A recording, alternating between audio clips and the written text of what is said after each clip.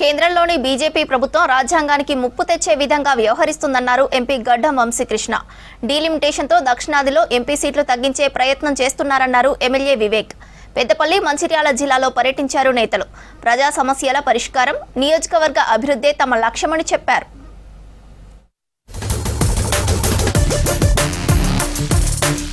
BJP నియంతృత్వ పాలనతో parliament నడుపుతుందన్నారు MP Vamsikrishna. ప్రజా సమస్యలపై సభలో మాట్లాడకుండా అడ్డుకుంటోందన్నారు. బీఆర్ఎస్ పాలనలో అభివృద్ధి లేక ప్రజలు ఇబ్బంది పడ్డారన్నారు ఎమ్మెల్యే వివేక్. తాను గెలుపొందిన వెంటనే సమస్యల పరిష్కారంపై దృష్టి పెట్టానన్నారు. మంచిర్యాల జిల్లా మందమర్రి అంగడి బజార్లో జై బాపు, జై భీమ్, జై సంవిధాన్ పాదయాత్ర చేపట్టారు నేతలు.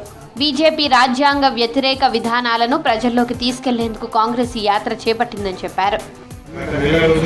పార్లమెంట్ సమావేశాల్లో కూడా బీజేపీ పార్టీ వారు ఏదైతే నియంత్రణతో పాలనతోటి పార్లమెంట్ నడుపుతున్నారో మా ఎల్ఓపి రాహుల్ గాంధీ గారిని మాట్లాడాలన్నా వారి హక్కు ఉన్న వారికి మాట్లాడివ్వకుండా, టైం ఇవ్వకుండా, క్వశ్చన్ అవర్ కానివ్వండి, వాళ్ళు ఒక సబ్జెక్ట్ మీద మాట్లాడాలన్నా వారికి అవకాశం ఇవ్వకపోవడం చాలా బాధాకరం. ఈ పిలుపు ప్రజల దగ్గరికి తీసుకెళ్ళాలి. ప్రజలలో ఏదైతే ప్రజల సమస్యలు ఉన్నాయో దాని గురించి మాట్లాడాలి. తెలంగాణలో కాంగ్రెస్ ప్రభుత్వం వచ్చిన తర్వాత ఏదైతే హామీలు ఇచ్చినారో ఆ హామీలు ఎట్లా నెరవేరుస్తున్నారు, ప్రజలు ఎట్లా ఆ హామీలను వాళ్ళు యాక్సెప్ట్ చేస్తున్నారు, ప్రజల దగ్గరికి తీసుకెళ్ళాలి. ప్రజలు కూడా గమనించాలి. ఈ రాష్ట్రాన్ని అప్పుల రాష్ట్రం చేసినప్పటికీ కూడా ముఖ్యమంత్రి రేవంత్ రెడ్డి గారు, రాహుల్ గాంధీ గారి ఆదేశాల ప్రకారంగా మనకు ఆల్రెడీ 5 గ్యారెంటీలు అమలు కావడం. కాకా తీసుకొచ్చిన సింగరేణి రిటైర్డ్ కార్మికుల పెన్షన్ విధానాన్ని రివైజ్ చేయాలని కేంద్రాన్ని కోరానన్నారు పెద్దపల్లి ఎంపీ వంశీకృష్ణ. నిర్వాసితుల పట్ల రామగుండం ఎన్టీపీసీ అధికారుల నిర్లక్ష్యంగా వ్యవహరించడాన్ని కేంద్రం దృష్టికి తీసుకెళ్లామన్నారు. పెద్దపల్లి జిల్లా గోదావరి ఖనిలో పర్యటించారు ఎంపీ. పార్లమెంట్ పరిధిలో అన్ని ప్రాంతాల్లో అంబేద్కర్ విగ్రహాల ఏర్పాటు, పరిరక్షణకు చర్యలు తీసుకుంటున్నామన్నారు. దళితుల అభ్యున్నతికి ప్రత్యేక బడ్జెట్ను కేటాయించేలా కేంద్రంపై ఒత్తిడి తీసుకొస్తామన్నారు వంశీకృష్ణ. రాష్ట్రంలో వివేక్ గారు ఎట్లయితే దళితుల కోసము వారి వాటా వాళ్ళు కావాలి, ఫైనాన్షియల్ ఎక్స్పెండిచర్ ఏదైతే ఉందో దళితులకు వాళ్ళ పర్సంటేజ్ విధంగా ఏదైతే అలాట్మెంట్ చేసినారో అదేవిధంగా దేశ స్థాయిలో కూడా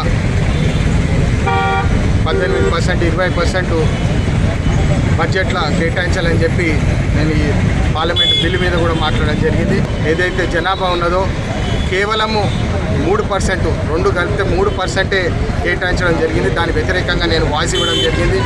ఫైనాన్స్ మినిస్టర్ మీద డిమాండ్ కూడా చేయడం జరిగింది. డీలిమిటేషన్తో దక్షిణాదిలో ఎంపీ సీట్లు తగ్గించే ప్రయత్నాలు జరుగుతున్నాయన్నారు చెన్నూరు కాంగ్రెస్ ఎమ్మెల్యే వివేక్ వెంకటస్వామి. హెచ్సియు ఇష్యూలో ఏఐతో వీడియోలు క్రియేట్ చేసి తప్పుడు ప్రచారం చేశారని మండిపడ్డారు. ఇప్పుడు కేంద్ర మంత్రి కిషన్ రెడ్డి కూడా సోషల్ మీడియాలోని తప్పుడు ఫోటోలు, వీడియోలను తొలగించారన్నారు.